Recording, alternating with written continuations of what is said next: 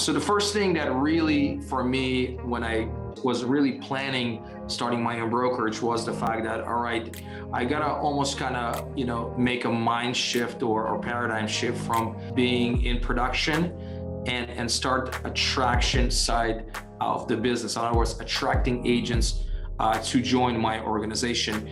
Now, before I was a broker owner, I ran my own team for about 3.5, 4 years.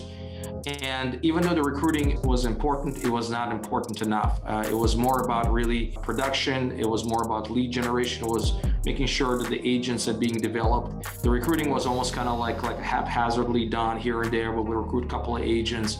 Most of the recruiting was actually kind of organic in terms of agents would reach out to us and say, look, I want to join your team. That was pretty much it. So there was a lot of consistencies. As a broker owner, for me, from day one, it's all about recruiting. It's all about attracting agents. It's all about developing agents. And it's all about creating an environment for these agents to flourish and grow their businesses.